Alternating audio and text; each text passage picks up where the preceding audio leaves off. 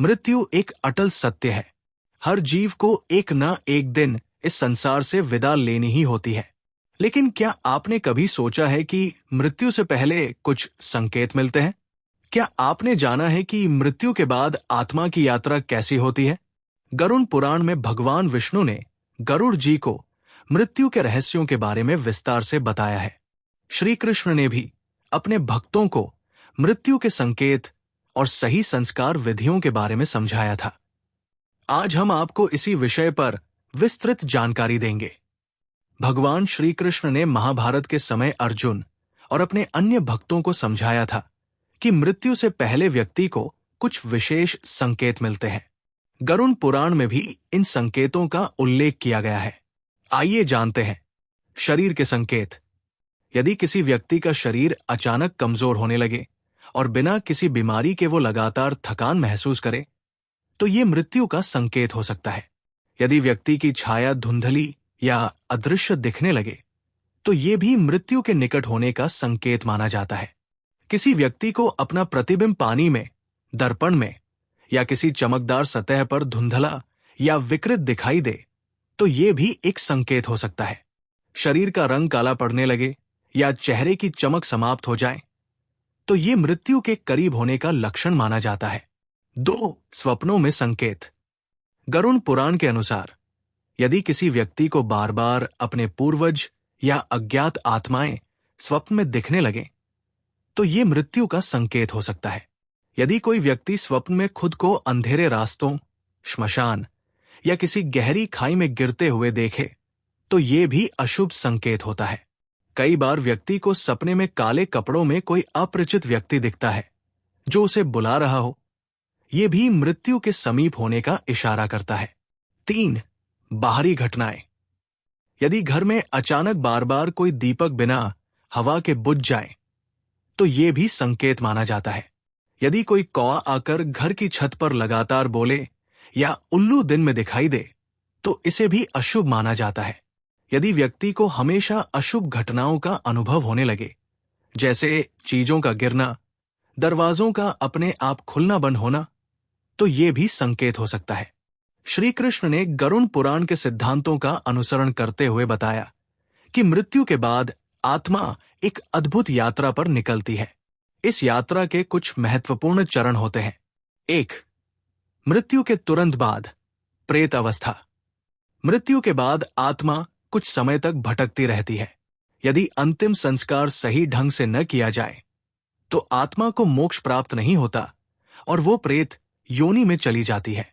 इसलिए गरुड़ पुराण में कहा गया है कि अंतिम संस्कार विधि को ठीक से करना अत्यंत आवश्यक है। यमलोक की यात्रा। 13 दिन की यात्रा। मृत्यु के तुरंत बाद यमदूत आत्मा को यमलोक की ओर ले जाते हैं। ये यात्रा अत्यंत कष्टदायक होती है। गरुड़ पुराण में वर्णन मिलता है कि इस यात्रा में आत्मा को भयंकर मार्गों से गुजरना पड़ता है, जहां गर्म पत्थर, कांटे और आग के दरिया होते हैं। इस दौरान यदि परिजनों ने गंगा जल, तुलसी दल और वैदिक मंत्रों से अंतिम क्रियाएं की हो, तो आत्मा को इस यात्रा में राहत मिलती है। 13वें दिन ब्रह्म भोज और पिंडदान करने से आत्मा को गति मिलती है। 3. कर्मों का निर्णय। 84 लाख योनियों का चक्र।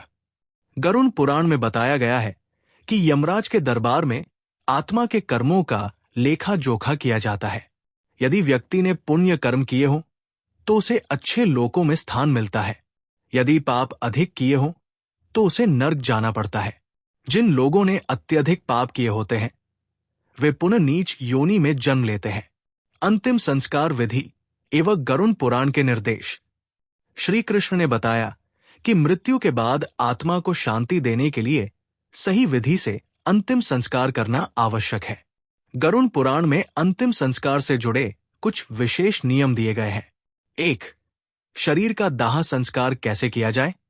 मृत शरीर को गंगा जल और तुलसी के पत्तों से शुद्ध करना चाहिए। कान, नाक, आंख, मुंह और नाभि में गंगा जल और तुलसी दल रखना चाहिए।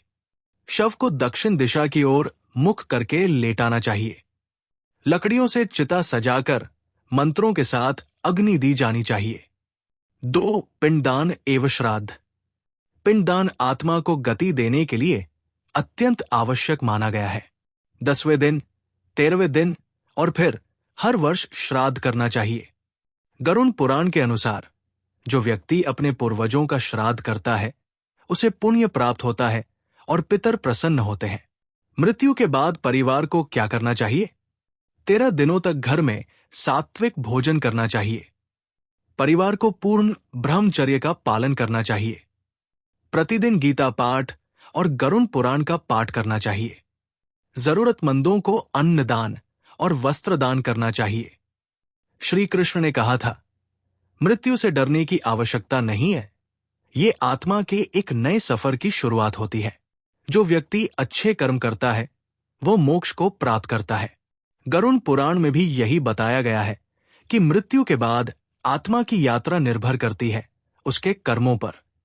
अतः हमें अपने जीवन में सद्कर्म करने चाहिए ताकि मृत्यु के बाद भी हमारी आत्मा को शांति मिल सके।